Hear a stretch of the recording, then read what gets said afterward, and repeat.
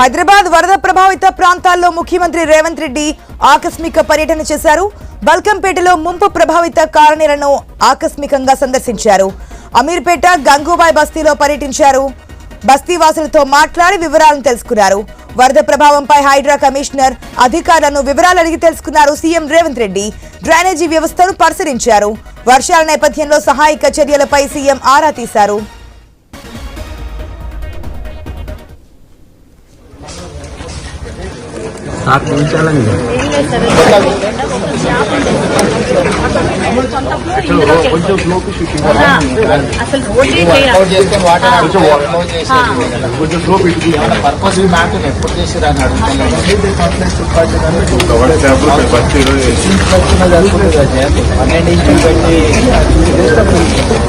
ఆరిపోయినా కూడా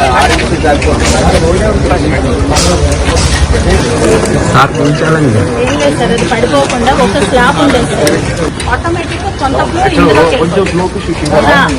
అసలు purpose map ఎప్పుడు చేసిరా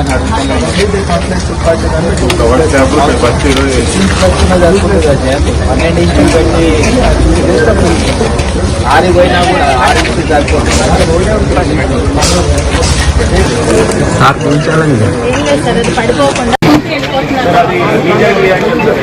ప్రాబ్లం అయితే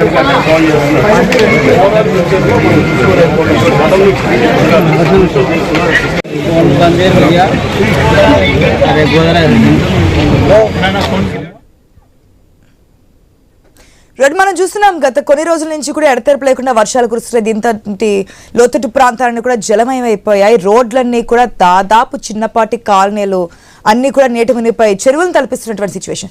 దీంతో సీఎం రేవంత్ రెడ్డి ఆకస్మికంగా అక్కడ పర్యటించారు. అక్కడ కాలనీ వాసులతో కూడా మాట్లాడుతున్నారు. అమీర్పేట అదేవిధంగా బల్కంపేటలో కూడా ముంపు ప్రాంతాల్లో అక్కడ ఉన్నటువంటి గ్రామీణ ప్రజల్ని మాట్లాడి ఏం జరుగుతుంది అంటూ కూడా తెలుసుకున్నటువంటి సిచ్యువేషన్. పూర్తి అప్డేట్స్ మా ప్రతినిధి స్వామి ద్వారా తెలుసుకుందాం. స్వామి,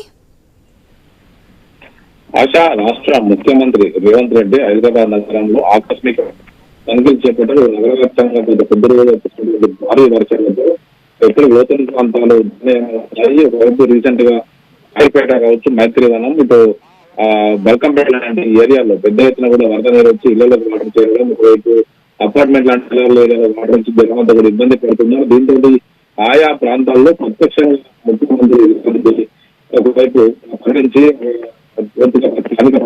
సమస్యల్ని తెలుసుకుంటూ ఒకవైపు ఆయన వెంట హైడ్రా కమిషనర్ రమణతో పాటు జిహెచ్ఎంసీ అధికారులు మిగతా ఇరిగేషన్ సంబంధించిన స్థానిక దానికి ఆ సొల్యూషన్ ఏముండాలని చెప్పేసి వారి నుంచి అడిగి ముఖ్యమంత్రి తెలుసుకుంటారు. అధికారులు కావచ్చు, డ్రైన్ బాక్స్ కావచ్చు, మిగతా పరిశీలించారు. ఇటీవల మైత్రివనం సర్కిల్ వద్ద అమలుపోయిన మెట్రో వద్ద పెద్ద ఎత్తున కూడా వాటర్ వచ్చి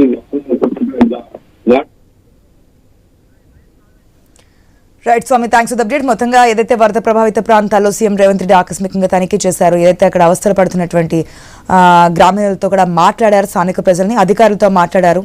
అక్కడ ఎటువంటి ఇబ్బందులు రాకుండా సహాయక చర్యలు ఎప్పటికప్పుడు చేయాలంటూ కూడా అధికారులను ఆదేశించినటువంటి పరిస్థితి కనిపిస్తోంది.